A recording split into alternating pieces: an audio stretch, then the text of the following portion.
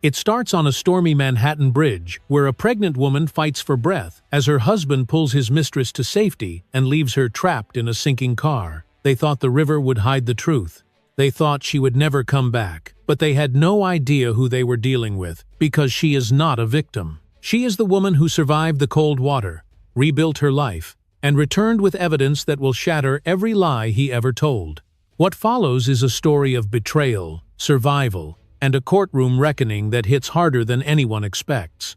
Trust me, you will not see the final blow coming until we dive in. Tell us what time you are watching and where you are tuning in from. Drop a comment below, we would love to hear from you. The storm over Manhattan raged like something alive. Rain slammed against the windshield of the black Mercedes, and the wind pushed against the doors with the force of a fist.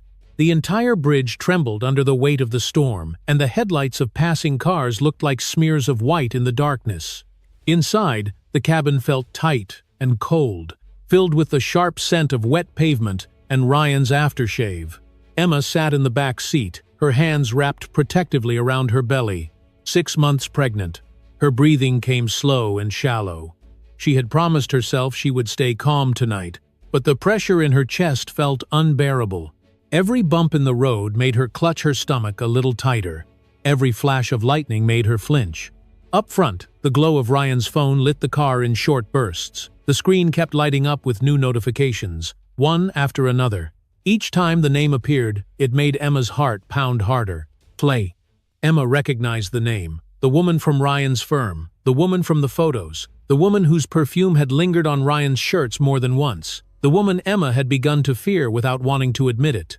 These were not new messages being sent at this moment. They were unread messages from earlier that night or work notifications tied to Chloe's PR tasks. But Emma did not know that. She only saw the name glowing again and again in the storm's reflected light. Ryan gripped the steering wheel tighter. His knuckles whitened and his jaw flexed with irritation. Chloe sat in the passenger seat beside him. She was silent, staring straight ahead, her hands folded neatly on her lap. The tension was suffocating. No one spoke for several long minutes. Finally, Emma forced herself to break the silence. "Why are there so many messages from her?" she said softly. Her voice trembled. "We just left that dinner. What does she still need that she already sent you so many times?" Ryan exhaled hard through his nose. "We are not doing this right now," he muttered. Emma swallowed. "I am not starting anything. I am asking why my husband keeps getting messages from a woman who smells like his shirt." Chloe shifted slightly in her seat but still did not speak. The sound of her movement made the moment even sharper, like someone had drawn a blade across glass. Ryan snapped. "Emma, you always turn nothing into something. It was a meeting. She handles my clients and my public appearances. She messages me all the time." "In the middle of the night," Emma said, "and during dinner, and during the car ride." Ryan glanced back at her through the rearview mirror. His eyes were cold and irritated. "Because unlike you, she understands that I have to work at this level." The words hit Emma like a slap. Her throat tightened. She pressed a hand to her stomach, feeling the baby shift under her palm. She tried to keep her voice steady. "I understand your work. What I do not understand is why you avoid looking at me when I ask about her." "Because you sound accusing," Ryan said sharply. "Because you are paranoid."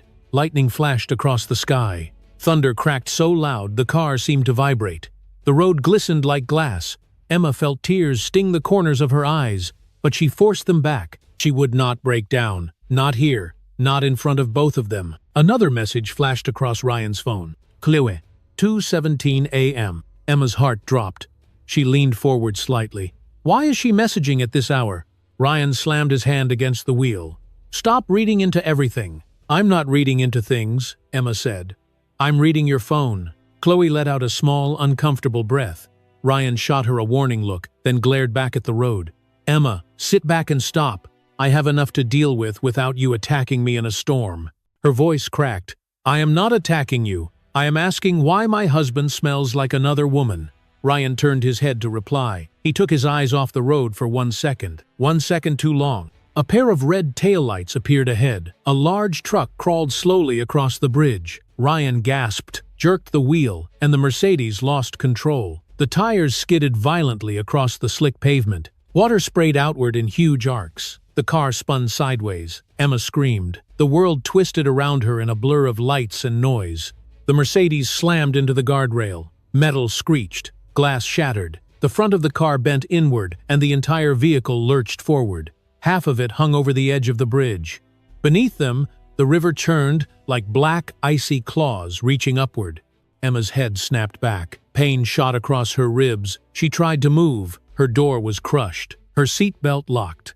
Cold water began leaking in around her feet. "Ryan!" she cried. "Ryan, I'm stuck. Please help me. Please!" Chloe was already sobbing. "Ryan, get me out! Get me out! Please!" Ryan twisted around, his face pale and frantic. Rain blew in through the shattered windshield. The car groaned, dipping further forward. Emma reached toward him. "Please!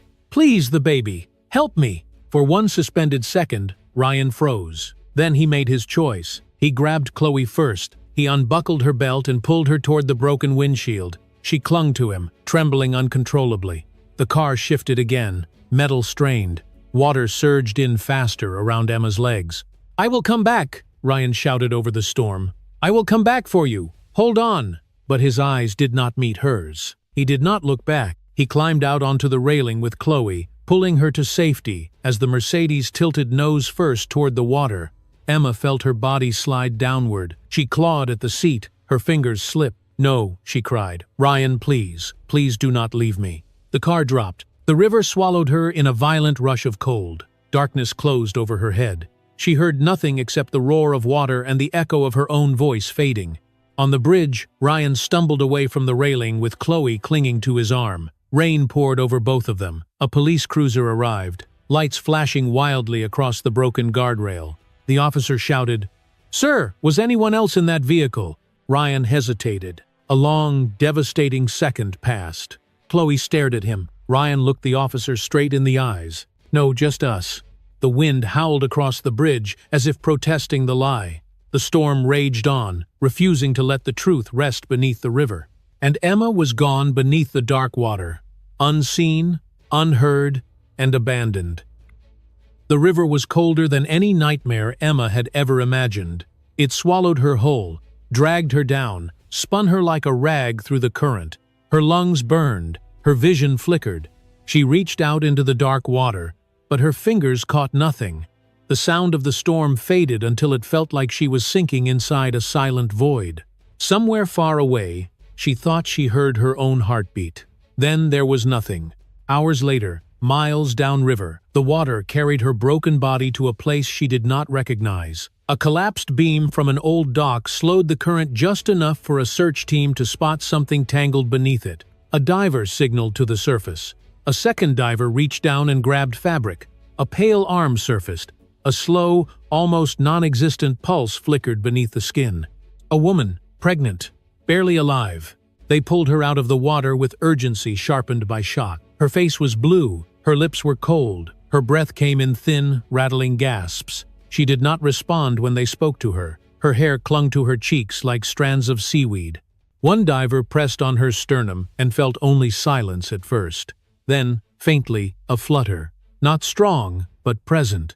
They loaded her into an ambulance and sped toward the nearest coastal hospital, 130 miles outside Manhattan. Rain hammered the roof. Sirens cut through the night. Paramedics worked in the narrow space, shouting numbers, adjusting oxygen, checking her abdomen for signs of fetal distress. The monitor beeped in an erratic rhythm. No one knew who she was. No one had found a bag, a phone, or any form of identification. They wrote her in as Jane Doe. Inside the emergency room, Dr. Lucas Hayes rushed forward the moment he heard the words pregnant and hypothermia in the same sentence. He had treated drowning victims before, but none who looked quite this fragile. Her skin was ice cold. Her breathing was a struggle. Her eyelids did not even twitch when he spoke near her ear. He called for warm IV fluids and oxygen. He checked her oxygen saturation. He pressed his fingers against the artery in her neck. The pulse was unstable. He ordered the nurses to begin a rewarming protocol. When he placed the ultrasound probe on her abdomen, the room became painfully silent. A heartbeat surfaced on the screen. Sluggish, weak, but steady. Lucas let out a breath he had been holding. Someone whispered, "Thank God." For a long time, no one spoke. The room smelled of river water and antiseptic. Machines hummed. Nurses moved around her with careful hands. Her hair was gently pushed away from her face. A blanket was draped across her torso. The sharp edges of death began to dull, replaced by the thin, fragile possibility of survival. Hours passed before Emma stirred. Her eyelashes fluttered. Her fingers twitched. A small sound escaped her throat, a sound full of confusion and pain. She tried to lift her hand, but could not. She tried to breathe deeply, but her ribs screamed. Panic rose before consciousness did. Her eyes opened. Bright lights blurred the ceiling. The smell of saline and metal filled her nose. A low beeping echoed in time with her own heartbeat. She blinked again, trying to piece together where she was. Her hand flew to her stomach. She gasped. Lucas stepped forward quickly. "You are safe," he said softly. "You are in a hospital. You were pulled from a submerged vehicle." Emma stared at him. Her voice cracked like dry leaves. "The baby." Lucas checked the monitor again. "There is a heartbeat," he said. "A little slow from the trauma, but stable." Emma closed her eyes. For a moment, the relief hurt more than the pain. She whispered something that sounded like "thank you." Lucas nodded, his expression steady and kind, but also sharpened by concern. "Do you remember anything?" he asked gently. "Anyone who was with you?" Her breath caught in her throat. Images slammed through her mind. The storm, the car tilting forward, Ryan's face twisting in fear, his hands pulling Chloe out, her own voice screaming beneath the water. Her fingers reaching for someone who never reached back. "My husband," she whispered. "He left me." Lucas saw the terror in her eyes. He did not question it. He did not suggest she was confused. He simply nodded, wrote a note in her chart, and said quietly, "You will not have to see him here. You are safe from whoever hurt you." The words made her chest ache. Safety felt foreign, almost impossible. A nurse came in with fresh blankets. "We will need your emergency contact," she said kindly. "Anyone we can call?" Emma opened her mouth, but no name came out. Her parents were gone. Her brother lived far away and had not heard from her in months. And Ryan, she could not even think his name without feeling her stomach twist. Finally she whispered, "No contact." The nurse hesitated but did not press. She wrote it down and stepped out of the room. Lucas stayed. He watched Emma with the quiet focus of someone who had seen too many bodies pulled from the edge. "If someone did this to you," he said gently, "you do not have to protect them. Not here." Emma swallowed. Her throat burned. She wanted to speak, but the words tangled. She looked at him, this stranger who had saved her life without knowing anything about her, and found herself unable to tell him the truth. Not yet. Not when everything still tasted like river, water, and betrayal. Outside the hospital, the storm softened into a tired drizzle. Inside a different hospital in Manhattan, Ryan Bennett played the role of the grieving husband. He kept his voice low. He kept his face pale. He told detectives that his wife had exited the vehicle before the crash. He repeated the lie until he almost believed it. Chloe sat beside him, shaking, but her silence revealed more than she intended. Detectives asked questions. They played a traffic cam snippet showing the car sliding. They mentioned hearing a woman scream. They said divers were searching but had little hope. Ryan nodded at the right times. He widened his eyes at the right moments. When they finally said the words "likely deceased," he let out a sound between a gasp and a sob. But it was not grief. It was something colder, something guilty, something relieved. Back in the coastal hospital, Emma stared at the ceiling.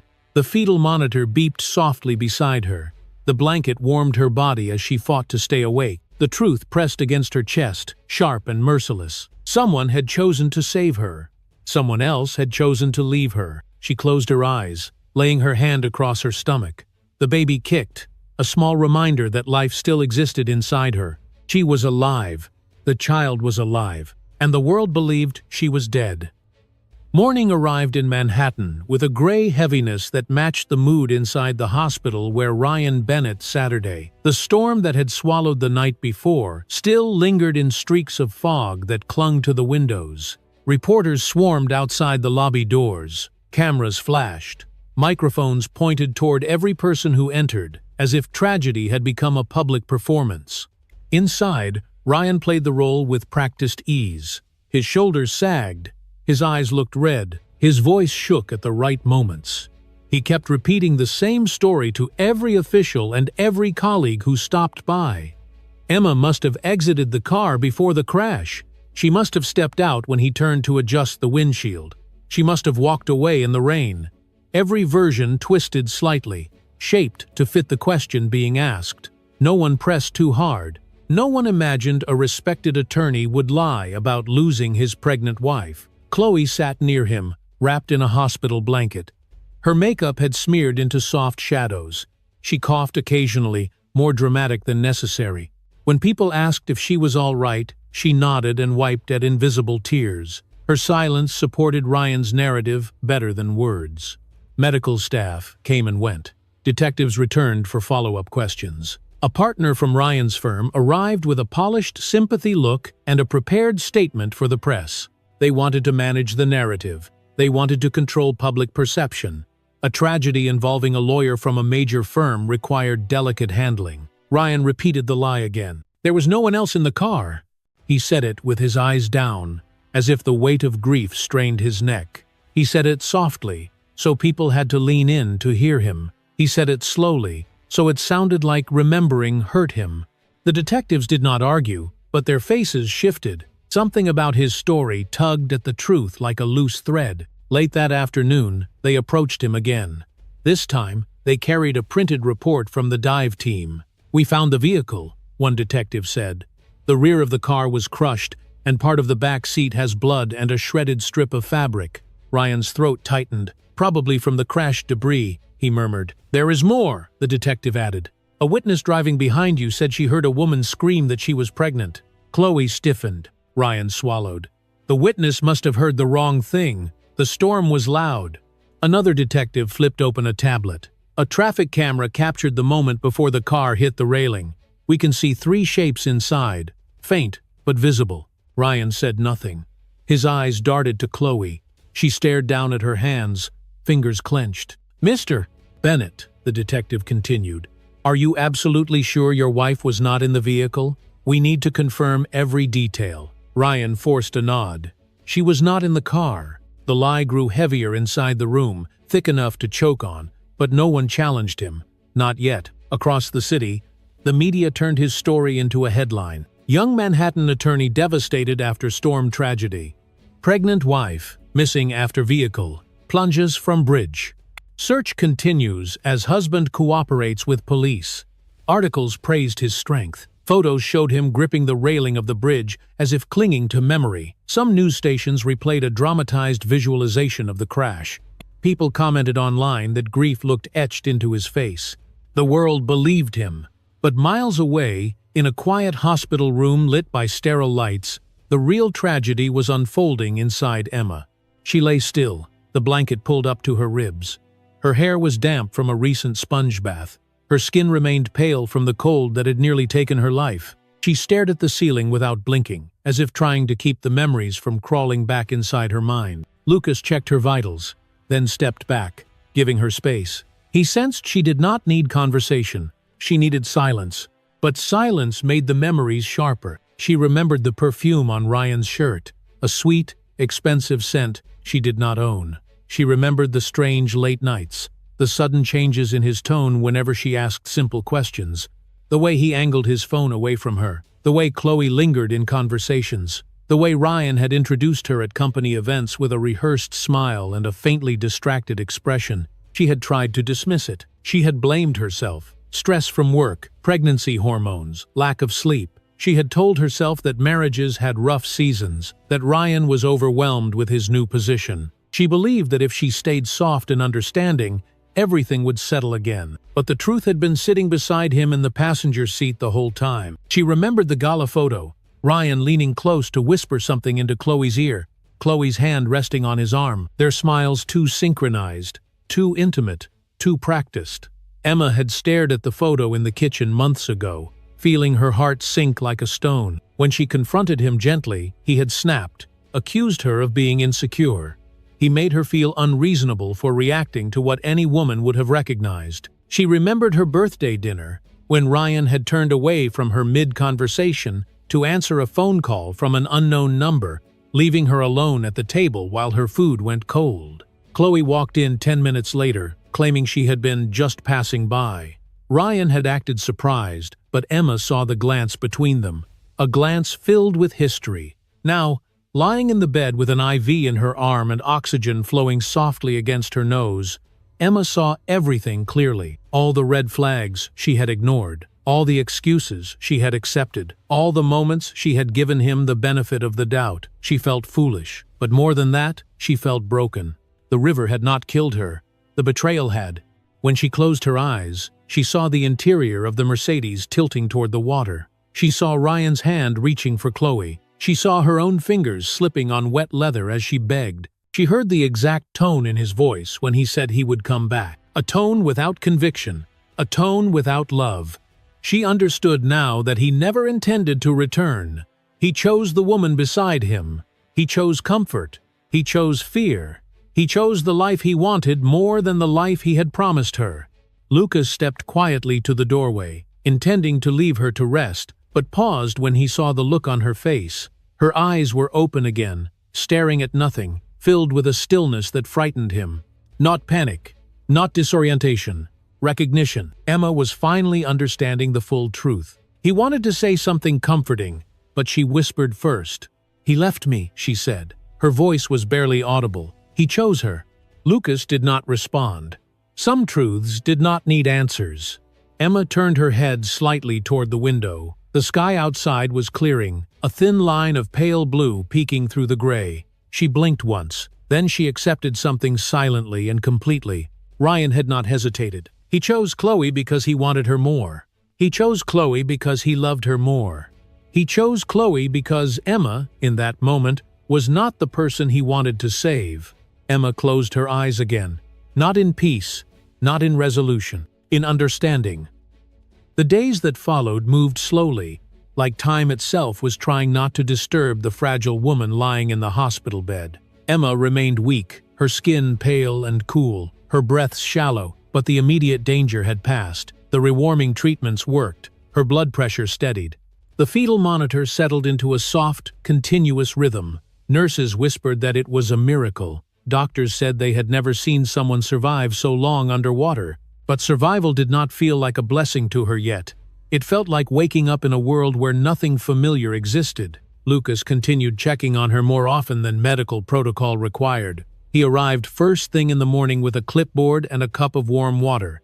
He arrived at night to make sure her vitals did not dip. He spoke gently. He moved slowly. He treated her as if any sudden sound or careless word could reopen the wounds that were invisible but deep. Sometimes she looked at him without speaking, her eyes distant, as if she were afraid that opening her mouth might cause the memories to spill out like floodwater. On the third day, the chief nurse stopped him in the hallway. "There have been calls from Manhattan," she said. "Police are asking if we admitted any unidentified women during the storm."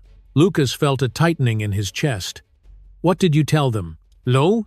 That we had one Jane Doe," the nurse said. "But we could not release information without proper authorization. They will probably call back."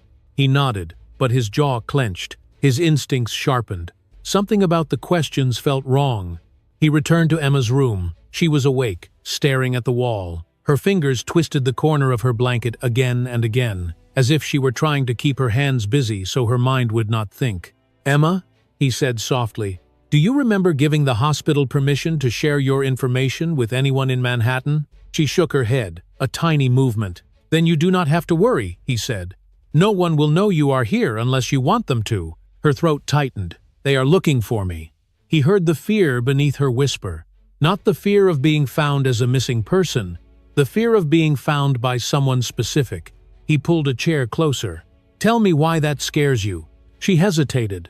Her gaze drifted toward the window, where sunlight filtered through a thin curtain. It cast faint shadows on the floor that rippled slightly as the breeze brushed the fabric. She watched them for a long moment, as if gathering the courage to speak. When she finally did, her voice broke on the first word. "He left me." Lucas stayed still. He did not ask what she meant. He let her speak in her own time. "In the car," she said. "He left me to die. He took her out first. He pulled her out and promised he would come back, but he did not. He did not even look at me." Her face tightened with pain that had nothing to do with her physical injuries. She dug her nails into the blanket. I was screaming, and the car was going down, and he just took her. He chose her. He left me there." Lucas felt something cold settle in his stomach. Not shock, not doubt. A quiet, controlled anger on her behalf. He had suspected someone had harmed her. He had not imagined the cruelty with which it was done. He leaned forward slightly. "I believe you." The words froze her. She stared at him, confused. "You do?" "Yes," he said. "I believe you. I see the way you flinch when the lights dim. I hear how you struggle to breathe when someone walks too quickly past the door. I saw the bruises from the seatbelt, and the way you reached for your stomach the moment you woke up. Trauma leaves its own footprints. Yours are clear." "Vaughn." Her eyes filled with tears but did not spill over. She shook her head slowly. "No one ever believes me when I say something is wrong." "I do," he said quietly. "And I am not going anywhere." She closed her eyes for a moment as if letting those words sink into places inside her that had been abandoned. When she opened them again, the panic that had lived in her expression since the river had softened, just slightly. "Will he come here?" she asked. "Will he try to find me?" "Oh no." Lucas considered his answer carefully. "If he calls this hospital, we will not tell him anything. If police call again, we will say, 'You are not in a condition to speak. You are safe here. I will make sure of it.'" Her breathing steadied, though her fingers still gripped the blanket tightly. Later that afternoon, 2 detectives from Manhattan called again. They requested a list of unidentified female patients. Lucas intercepted the call and stated, firmly and professionally, that the patient's condition prevented any disclosures. The detectives insisted. He insisted harder. Eventually they hung up, unsatisfied. He went back to Emma's room. She looked up at him with a question in her eyes, but he answered before she could ask. "They will not get anything from us," he said. "I will protect your privacy." Emma rested her head back on the pillow. She exhaled in a shaky breath. "Thank you." "No." The gratitude sounded deeper than simple appreciation for medical care. It carried the weight of someone who had been abandoned and now, for the first time, was being protected. As evening came, the room turned quiet except for the steady rhythm of the fetal monitor. The sky outside darkened into shades of indigo. Nurses softened their voices. Footsteps in the hallway grew slower. The world seemed to settle into a gentle lull. Lucas checked her chart one more time. He adjusted her IV line with careful hands. Before leaving, he paused at the doorway. "You survived something terrible," he said, "but you are not alone in it. Not anymore." The door clicked shut. Emma stared at the ceiling long after he left. His words replayed in her mind. "Not alone." She turned her hand and placed it over her stomach. The baby moved faintly beneath her palm, a small reminder that life still existed. For the first time since she had been pulled from the river, she felt the smallest thread of certainty rising within her. Someone believed her. Someone stayed. She was not alone in the world anymore, and that realization, fragile and small, held her through the night. Noah Bennett arrived at the coastal hospital just after sunrise, still wearing the jacket he had thrown on in the middle of the night. His face was pale from the drive. His hands trembled as he pushed through the glass doors. He had not slept. He had barely breathed since Lucas called him with the impossible news. "Your sister is alive." The words had sounded unreal, almost cruel. For 2 days he had watched news reports saying Emma was missing and presumed dead. He had pictured his little sister sinking beneath the stormy water. He had imagined the baby gone. His heart had fractured into pieces he could not gather. Now he rushed past the nurses' station, barely hearing their directions. He opened the door to Emma's room and stood frozen in the doorway. She was alive. She lay propped against a pillow, weak and pale, but breathing. Her eyes lifted toward him. For a moment she looked unsure if he was real. Then her chin trembled. A soft sound escaped her. "Noah." He crossed the room in 3 long strides and wrapped his arms around her gently, afraid of hurting her but unable to let go. She pressed her forehead to his shoulder, her body shaking from the force of her sobs. He held her until her breathing steadied. When he finally pulled back, he brushed a strand of hair from her face. "I thought I lost you." Emma swallowed hard. "I thought I was gone too." Noah looked at her with a mix of relief and anger. "What happened?" "They said you were not in the car. They said you walked away." Emma closed her eyes, pain tightening her expression. He lied. Those 2 words carried the weight of the entire nightmare. Noah sat down beside her, jaw clenched. "Emma," he said quietly. "You cannot go back there." She nodded without hesitation. "I cannot." He took her hand, squeezing it gently. "Then we will make sure you do not. You will not be anywhere he can find you. You come." Lucas stepped into the room then, giving them privacy until now. He offered Noah a small nod, acknowledging the gravity of the moment. "She is stable enough to leave soon," Lucas said. "But she should not return to Manhattan. It is not safe emotionally or physically." Emma stared at her blanket. "I do not want him to know I survived." Lucas nodded. "Then he will not." They spent the rest of the afternoon planning. Noah called his contacts carefully, using excuses that revealed nothing. Lucas arranged for discharge papers under a temporary alias. The hospital staff, aware of the situation but not the details, cooperated without question. No one wanted to send a vulnerable woman back into the hands of someone who had abandoned her. That night, after the corridors quieted and visiting hours ended, Noah helped Emma into a loose sweater and a warm coat. She moved slowly, still sore, still weak, but determined. Lucas met them at the side exit. He handed Noah a folder containing follow-up medical instructions and prenatal care note. "She will need rest," Lucas said, "and she will need support." Noah nodded, his expression firm. "She has me." Lucas turned to Emma. His voice softened. "Take care of yourself. And if you ever need help, even months from now, call me." Emma looked at him, gratitude filling her eyes. "Thank you for saving us." He shook his head lightly. "You saved yourself. I just helped." "No." The wind outside was sharp when they stepped into the parking lot. The sky was still bruised from the storm, streaked with fading clouds. Noah buckled her carefully into the passenger seat of his car. She looked back once at the hospital, at the place where her life had been handed back to her, then closed her eyes. They drove for 2 hours along the coast. The ocean followed them on the left, sometimes calm, sometimes crashing against rocks. Emma watched the waves whenever she woke. The movement soothed her in ways she did not expect. It made her feel small and safe at the same time.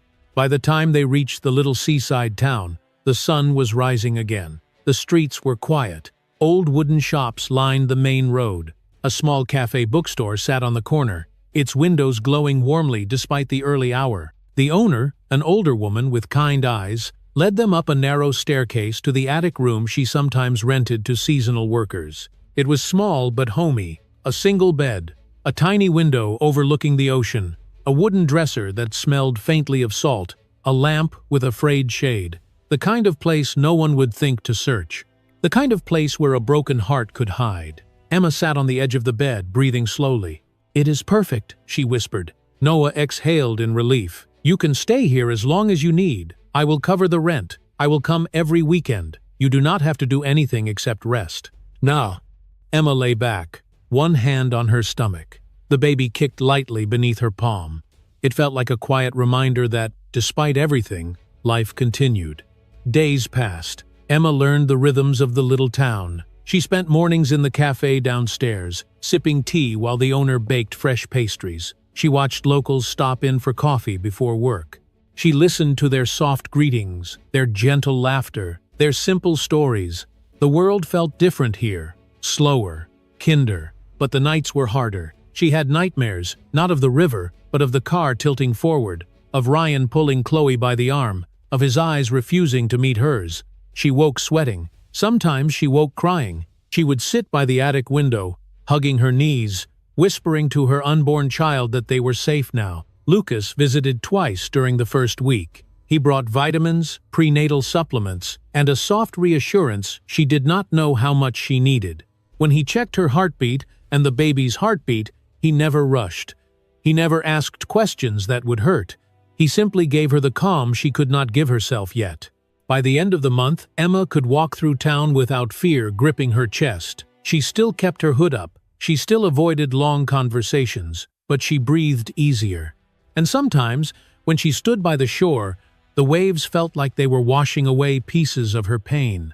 One morning, she stepped out of the cafe with a warm cup of tea. The breeze lifted her hair. Seagulls circled overhead. The town felt small and quiet and good. She placed a hand on her belly and took a slow breath. The past was still inside her, heavy and aching. But for the first time since the river, She felt the faint stir of something she had not felt in a long time. Hope, just enough to take one more step forward. Manhattan did not sleep easily after the storm. At first, the city accepted Ryan Bennett's story without hesitation. His colleagues offered condolences. His firm crafted a polished statement filled with phrases about tragedy and loss. News anchors described him as a devastated husband grappling with an unthinkable night. But lies have a way of bending under their own weight. 2 weeks after the accident, a small blog called City Nightwatch posted an article that should have disappeared into internet noise. The blog usually reported on nightlife mishaps and unusual street events. But one of its writers, a college student with an old laptop and too much curiosity, had spent hours replaying the traffic footage of the Mercedes hitting the railing. When he brightened the footage and slowed it down, he noticed something that did not match the official narrative. There were 3 shapes inside the car, not 2. He published the images with the caption, "A third person in the Bennett crash. Who was she?" The post spread slowly, then quickly, then explosively. Larger outlets began asking questions. Some reporters demanded an updated police statement. Others speculated about an unidentified victim. Comment sections filled with arguments. The phrase, "third figure," appeared in headlines across multiple platforms. Ryan tried to ignore the noise, but every morning he woke to more messages, more calls, louder whispers. 3 days after the blog post, a woman came forward on a local news broadcast. She had been driving behind the Mercedes on the night of the storm. She said she heard a woman screaming through the rain, a woman crying out that she was pregnant. Ryan saw the interview from his office. His hands trembled so hard he spilled coffee on his desk. The panic he had been suppressing surged up in his chest and nearly choked him. At the firm, his co-workers began watching him differently. There was a new distance in their expressions, a hint of suspicion lurking behind polite smiles. One afternoon, the managing partner asked him to step into a private office. "We need to be clear on the facts," the partner said. "Detectives are still asking for details. The media keeps digging." "I told the truth," Ryan insisted. "She was not in the car. She left before the accident." But the certainty in his voice had thinned. The partner noticed. Behind the scenes, the firm's public relations director recommended that Ryan take time off. He refused. He needed to appear stable. He needed to appear normal. He needed everyone to stop asking questions. But the questions did not stop. They multiplied. Chloe tried to stay by his side at first, but the pressure mounted. Reporters discovered photos of them together at company events. Someone leaked messages between them that looked far too intimate for professional co-workers. Commenters online called her the shadow passenger and the woman he saved. One night, Chloe arrived at Ryan's apartment with swollen eyes and a trembling voice. "I cannot do this anymore," she said. "Everyone knows. My parents called me. My job is on the line. Your life is falling apart, and you are not the man I thought you were." Ryan grabbed her arm. "You cannot leave me!" She pulled away. "You left her. I saw your face that night. If you could abandon your own wife, what would you do to me?" She walked out, closing the door softly behind her. The soft click sounded louder to Ryan than any slam. The next morning, 2 detectives returned to question him again. Their tone was different now, sharper, less patient. They repeated questions he had already answered, but this time they asked them in new ways. They compared his statements to witness reports. They asked whether Emma had shown any signs of distress earlier that night. When they left, Ryan collapsed into a chair. Sweat formed across his forehead. He wiped it away with a shaking hand. He could feel everything slipping. A week later, he attended a legal networking event, hoping visibility would calm rumors. But instead of staying for the keynote speech, he stepped outside to breathe. The walls felt too tight. The voices felt too close. His heartbeat would not slow. Across the lobby, he noticed a familiar face. Lucas Hayes, the doctor who had treated Emma on a previous medical issue years ago. A man Ryan barely remembered but recognized enough to approach. Lucas did not see him at first. He was walking out of a conference room with a folder under his arm. He moved with calm confidence, the kind of quiet that unnerved Ryan instantly. Ryan quickened his steps. "Dr. Hayes." Lucas turned. His expression hardened slightly. "Ryan, it has been a while." "No." Ryan forced an uneasy smile.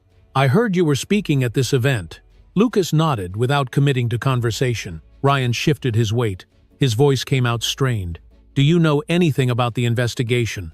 Lucas studied him for a long moment. "Why would I?" he said.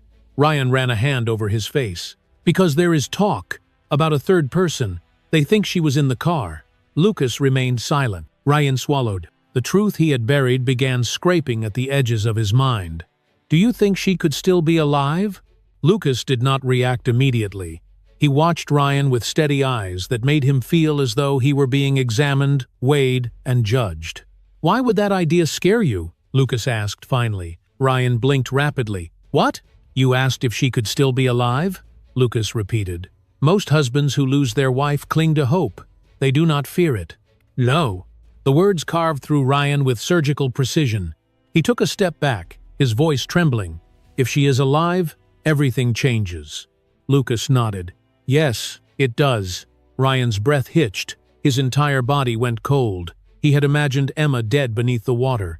He had imagined silence. But the idea that she might breathe somewhere, that she might have survived, that she might one day speak, terrified him more than any nightmare. His eyes darted around the lobby.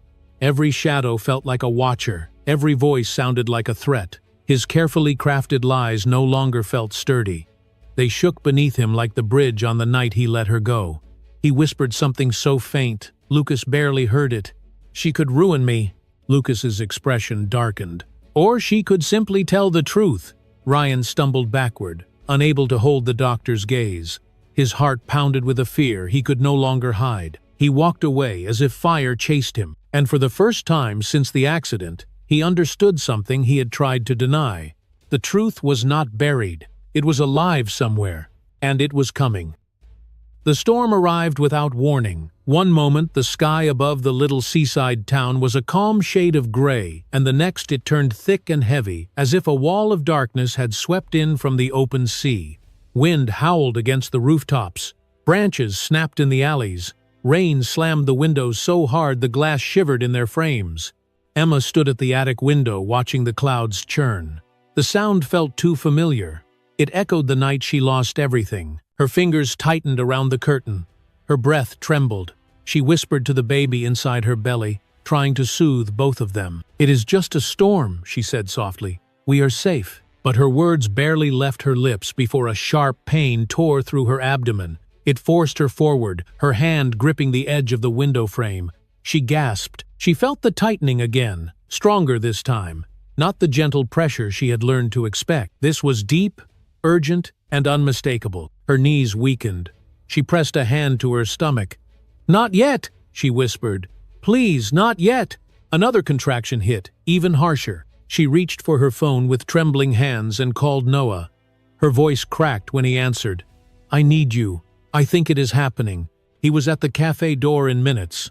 Rain soaked him instantly as he climbed the stairs to her room. When he reached the top, he found her bent over the bed, breathing in short, desperate bursts. "No," he muttered. "Not in this weather." A roll of thunder shook the building. Emma flinched. She tried to straighten, but a third contraction forced her to her knees. Noah rushed to her side. He placed a steadying hand on her back. "We need to go now," he said. "Lucas is already at the hospital for night rounds. He can handle this."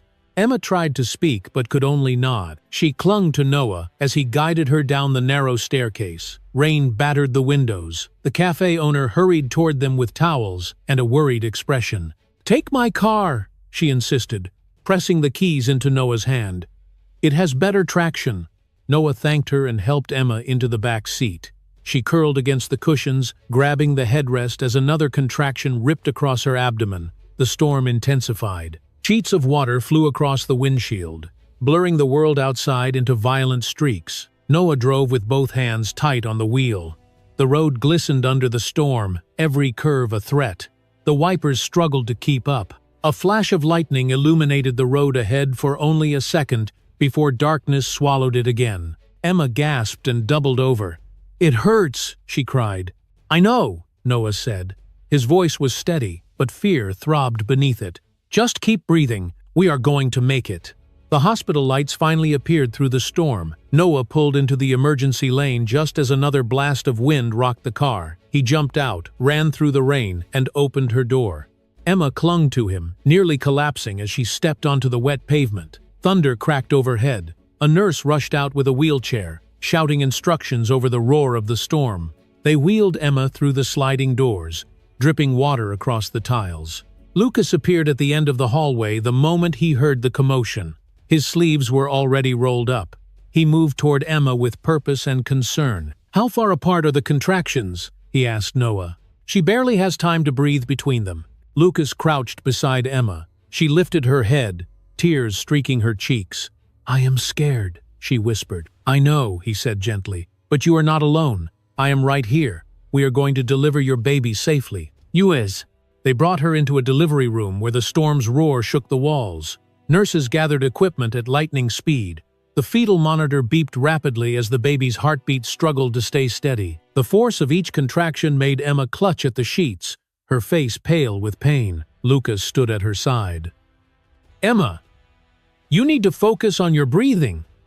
You can do this. Your baby is fighting with you." Her breaths came in ragged pulls. The storm outside intensified. Wind rattled the roof. The lights flickered once, then steadied. She gripped Noah's hand, her nails digging into his skin. "I cannot," she gasped. "I cannot do this." "Yes, you can," Noah said. His voice cracked but stayed firm. "You survived the river. You survived him. You survived everything. You can do this too." Another contraction tore through her. She screamed into the storm. The air in the room trembled with the sound. Lucas checked her dilation. "It is time," he said. "Emma, I need you to push. Now." Her body heaved forward with the effort. Pain radiated through her. Sweat and tears blurred her vision. She pushed again, and again, and again. Each push felt like the edge of breaking. The storm roared louder, as if the world outside was pushing with her or fighting against her. Then she heard it, a cry, a small, fragile, miraculous cry. She collapsed back against the pillows as the sound echoed through the room. Lucas lifted a tiny baby into the air. The nurses wrapped her quickly in a warm blanket. Her cries grew stronger, fierce, alive. Lucas carried the newborn to Emma. "She is here," he said softly. "Your daughter is here." Emma reached out with shaking hands. The moment she felt the warmth of her baby against her chest, something inside her broke open. Not a wound, not fear. A fierce, overwhelming love. The kind she had never known she was capable of. The storm outside continued to batter the windows, but it no longer felt like a threat. It felt like a backdrop to something extraordinary. A reminder that life could be born even in the harshest moments. A reminder that she had survived to meet her daughter. Noah wiped his eyes. "She is beautiful." Emma looked down at the tiny face resting against her skin. "Grace," she whispered. "Her name is Grace." The baby let out a soft whimper, then relaxed into her mother's heartbeat. Emma felt a calm settle over her. A calm she had not felt since long before the bridge. She stroked the tiny curls on Grace's head and realized her survival had never been an accident. She had lived for this moment, for this child, for this love. And as the storm raged outside, Emma held her daughter and understood something with absolute clarity. Grace was not only her baby, Grace was her second chance. 2 months passed after the stormy night that brought Grace into the world. In that time, the small seaside town wrapped itself around Emma like a quiet cocoon. The days were slow and gentle. The nights were still hard, but no longer unbearable. The scent of coffee from the cafe below drifted into her attic window each morning. Grace's soft breaths at night soothed the sharp edges of Emma's memories. She had survived the river. She had survived labor in a storm. She had survived abandonment. And now, she was ready to reclaim her life. Emma felt stronger with each passing week. Her body healed. Her mind settled. She could walk along the shore without flinching at sudden noises. She could hold Grace against her chest without fearing the past would find her. But beneath the calm, a quiet resolve grew like a flame. She was not hiding anymore. Noah visited almost every day. He brought groceries. He carried Grace around the room in slow circles until she fell asleep. And when Emma confessed one morning that she was ready to face what had been done to her, he did not hesitate. "Then we will face him," Noah said. and he will not be able to run from what he did. Lucas stopped by that same afternoon, as if he could sense the shift in the air. He examined Grace, checked Emma's blood pressure, and listened while Emma told him she was ready. He nodded once. Then it is time to bring in someone who can help us speak the truth in a way the law cannot ignore. On. Stephanie Cho arrived 3 days later. She was sharp, direct, and confident. A woman known for dismantling lies with surgical precision. She shook Emma's hand gently, then sat down at the small kitchen table upstairs, spreading out her notebook and a stack of legal pads. "First," Stephanie said, "I want you to know that what happened to you is not something the court will take lightly. This is not just abandonment. It is endangerment, deception, and a pattern of behavior we can prove." The word prove hung in the room with comforting weight. Evidence. Facts. Truth. Stephanie opened a folder. "Let us start with what we have." Noah placed documents on the table. A timeline based on Emma's memory, the weather report, GPS data from his car during the storm, and statements from the coastal hospital confirming Emma had been admitted as an unidentified drowning victim. Lucas added medical records. They showed hypothermia, trauma, and fetal distress. They documented her injuries and her recovery. He had included his own medical notes from the night she arrived. Finally, Stephanie held up her most powerful tool, a small audio file that Noah had helped recover from an old message Chloe had once forwarded. Ryan's voice was clear. "If she is alive, everything changes." Emma inhaled sharply. She remembered that voice. She remembered the coldness in it. Hearing it now made the air in the room feel thinner. "This," Stephanie said, tapping the file, "is intent. It will be hard for him to lie after this." Emma sat quietly, her hand resting on Grace's tiny socked foot. "I do not want revenge," she said softly. "I want the truth spoken. Even if he never apologizes, I want to stand in front of him without fear." Stephanie nodded. "Then we will give you that moment." They planned everything over the next week. Transportation, documents, backup copies of every file, 2 sealed envelopes that only Emma would open at the right time. Stephanie insisted that Emma stay calm and focused during the confrontation. She said their strength would come from clarity, not anger. The morning they left for Manhattan, the air tasted like sea salt and early sunlight. Emma strapped Grace into a small carrier and kissed her forehead. Noah carried the bags to the car. Lucas promised that once they returned, he would check on both mother and baby again. Emma took one last look at the town that had sheltered her. Then she got into the car. The drive to Manhattan felt long, but Emma did not tremble the way she once had. Instead, she stared out the window, watching the city skyline rise in the distance, sharper and colder than she remembered. Grace slept against her chest with gentle breaths. Emma placed a hand over her small back. "I survived for you," she thought. "I can face anything now."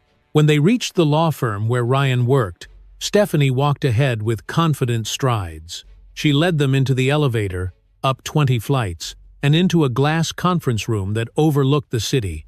The room was bright and clinical, the kind of place where decisions were made with cold logic. Emma sat at one end of the table. Noah stood behind her. Stephanie arranged documents neatly in front of them. Outside the glass walls, people crossed hallways unaware that history was about to change inside this room. The door opened. Ryan stepped in. His footsteps slowed the moment he looked up and saw her. His breath caught in his throat. His face drained of color. His hand fell limp against his side. For a moment he did not move. He simply stared as if the world had split open beneath him. Emma sat still. Grace shifted softly against her. Emma placed a protective hand over the baby. Ryan stumbled forward. "Emma, how are you here?" She met his gaze, calm and steady. "I survived." The words cracked something in him. His knees almost buckled. He looked at Grace next. His voice broke. "The baby, I thought. They said, you were gone." Emma inhaled slowly. Her voice did not shake. "I am not Mrs. Bennet anymore." The sentence landed like a strike. Ryan recoiled, his expression twisted with disbelief and fear. Stephanie spoke next. "We are here for clarity. Nothing more. Nothing less." Ryan blinked rapidly. "This is not possible. I told the police. I told everyone. I thought she left the car." Emma's voice remained quiet. "You left me in that car. You saved her. You walked away." Ryan's eyes filled with panic. I did not mean. I was scared. I thought the car would fall. I thought I could go back. You never looked back, Emma said. Silence swallowed the room. Stephanie slid the audio file across the table. And you said this. Oh. Ryan listened, his face twisted with horror.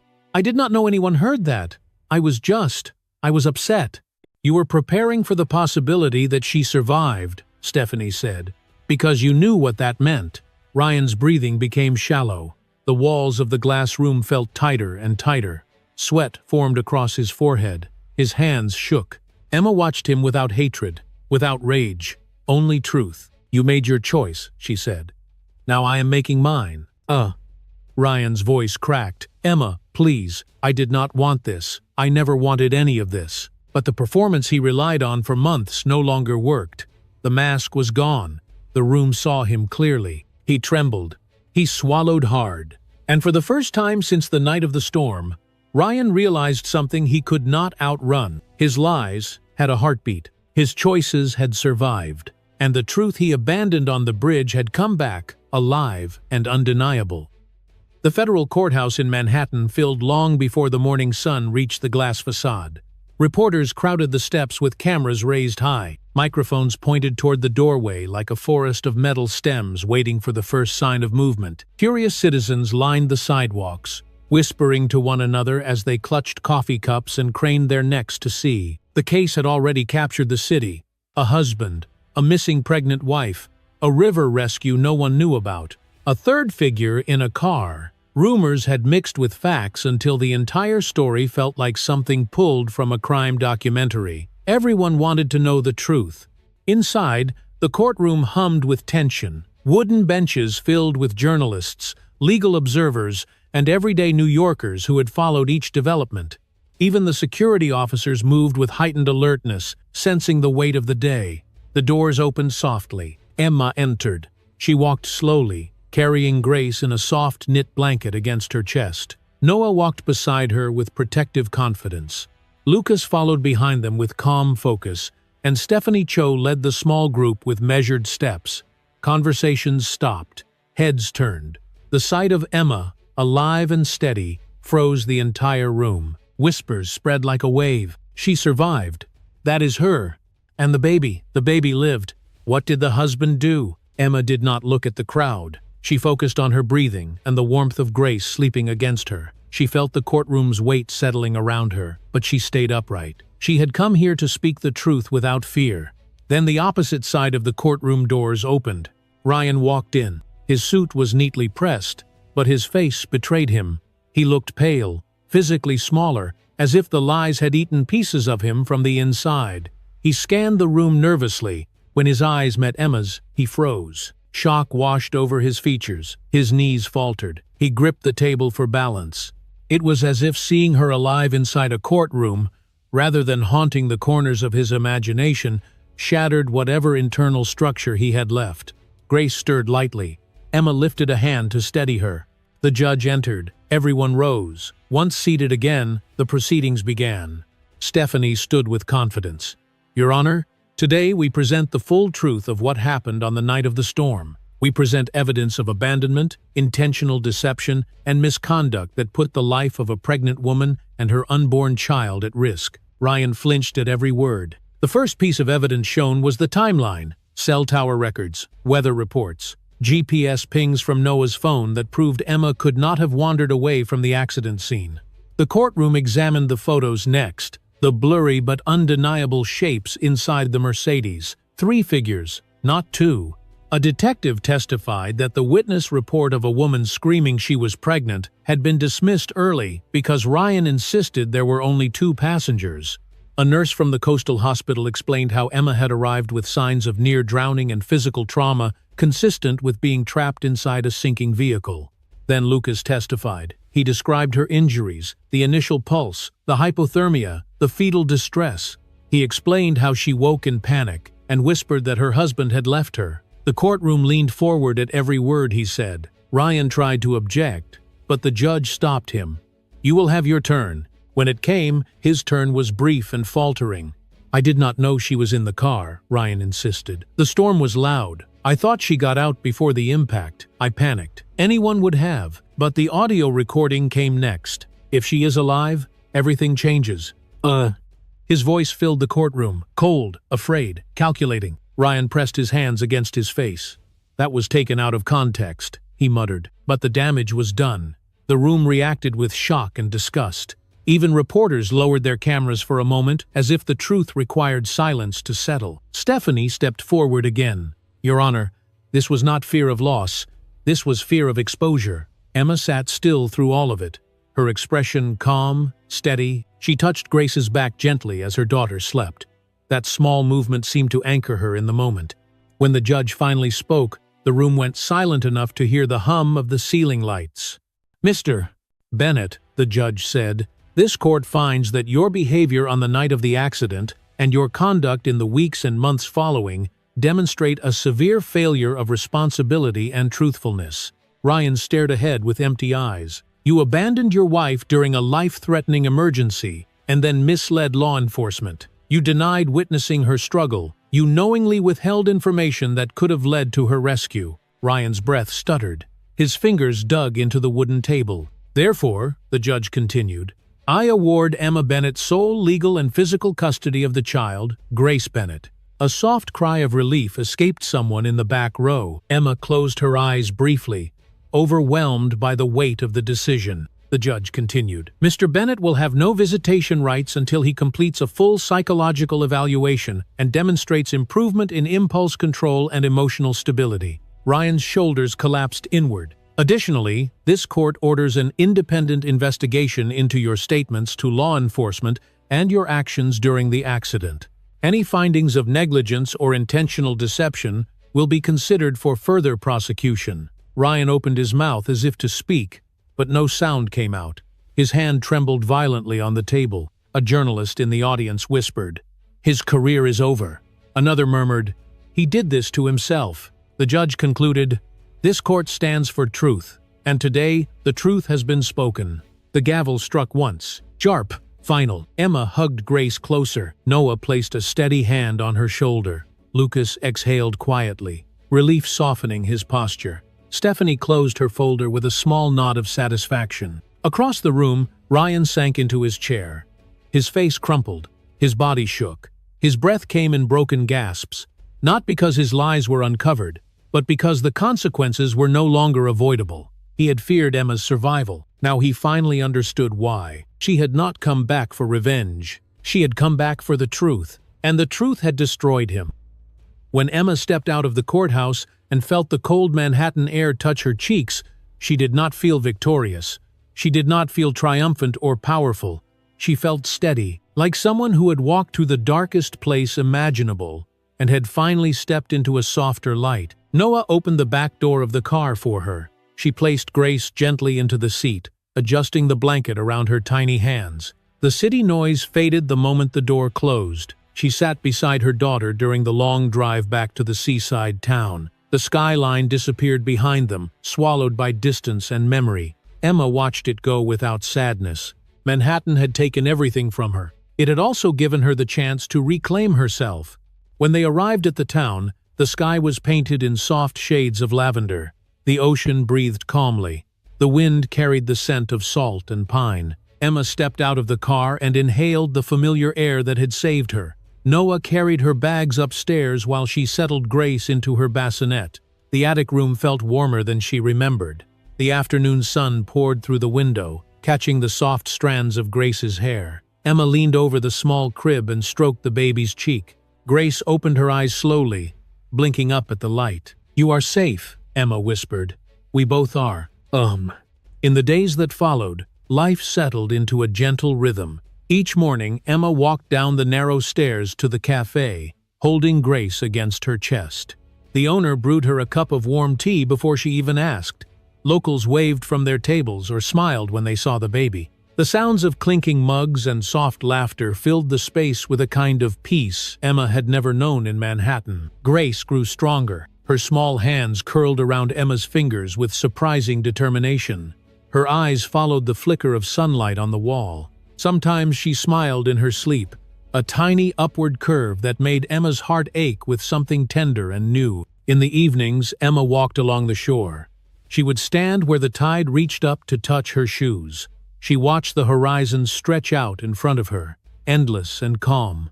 The waves no longer reminded her of the river. They reminded her of survival, of breath, of beginning again. Lucas visited often. Sometimes he arrived with medical supplies, sometimes with groceries, sometimes with nothing but his steady presence. He checked Grace's heartbeat, noted her progress, and made sure Emma was regaining her strength.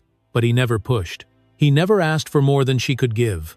He treated her future with the same care he had shown when he saved her life. One evening, after checking Grace's lungs and listening to her soft breaths, he stood by the window with Emma. The sky outside was deep blue. A thin silver moon hung over the water.